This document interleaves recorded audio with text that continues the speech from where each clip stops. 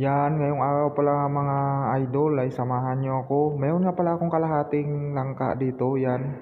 Yung natira ko pala yung nakaraan. Siyempre, binalatan ko muna. Gumamit nga pala ako dito mga tol, mga idol ng karton para hindi po madikit sa semento yung dagta. Yan, nabalatan na nga pala siya. Yan, siyempre yan yung sahog natin, pork meat. Siyempre yan yung taba, pinapula ko.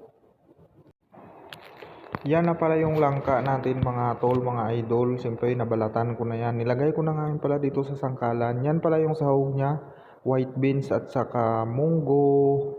Hinugasan ko lang pala yan siya mga tol, mga idol. Para mamaya maya isabay natin yan. Yan na din yung langka natin. Na slice ko na din yan. Yan. Hugasan ko na din yan siya mga tol, mga idol. Para malinis na din. Yan. Dito nga pala ako sa lababo namin. Yan na pala mga idol, mga tol. Yan, nilagay ko na yung munggo at saka white beans. Dito nga pala sa pressure cooker ko yan siya lulutuin. Sinunod ko na rin po pala yung langka. Yan, siyempre sinunod ko na din yung pork. Yan pala yung sahog niya mga idol. Yan.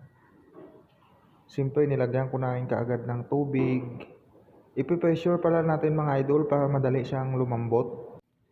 Yan pala yung aromatics niya, kamatis, sibuyas, bawang, paminta. May siling green din pala at saka yan ang pampalasang magic sarap.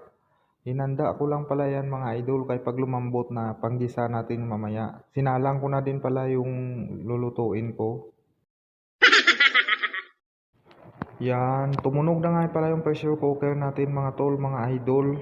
Sa ilang minuto na nakasalang dito sa gasol natin. A few moments later. Yan, after 15 minutes nga pala mga tol, mga idol, pinasingaw ko. Siyempre, kinalangan ko yan ng tinidor. Kaya yan pala ang gagawin dapat natin mga tol. Siyempre, bukas na. Yan. Tinisting ko nga pala mga idol, lalo na yung pork meat. Malambot na po after 15 minutes. Minikos-mikos ko lang pala yan sa mga tol, mga idol. Yan na pala yung mga aromatics na pinrepare ko kanina. Ginisa ko lang at saka nilagyan ko ng patis. Sabay nilagay ko na din pala dyan sa pressure cooker natin. Yan. Siyempre nilagyan ko na rin yung paminta, pampalasa o pampabango. Tara mga tol, mga idol, samahan nyo ako. Yan, mabalik na pala din sa niluluto ko. Nag-add lang pala ako ng tubig yan mga tol, mga idol, para may sabaw din siya. Siyempre minikos-mikos ko na yan para ma-mix sila. Yan, nagdagdag din pala ako ng patis dito kay mukhang wala pa siyang lasa. Naglagay na rin ako kanina mga idol nung ginisa ko yan. Siyempre, ilalagyan natin yung pampalasa, magic sarap. Shout out to all followers and viewers pala na mahilig sa ulam na ganito. Much later. Yan ang pala mga idol, mga tol. Nilagay ko na din yung ceiling green. Pampabango pala yan siya. Siyempre, nagmikos-mikosan din ako. Yan na pala yung result ng niluluto natin na munggo, langka, at saka white beans. May kamatis din pala yan sa mga tol, mga idol. Yan. Siyempre, luto na yan siya. Pinatay ko na pala. Eventually. Yan.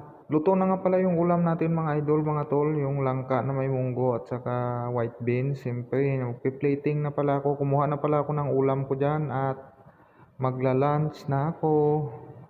Yan na pala yan siya mga tol, mga idol. Shout out sa mga Ilonggo dyan na mahilig dyan. Specialty pala namin yan mga tol, mga idol. Siyempre nag-prepare na din ako ng patis. Yan pala yung kanin ko mga tol, mga idol.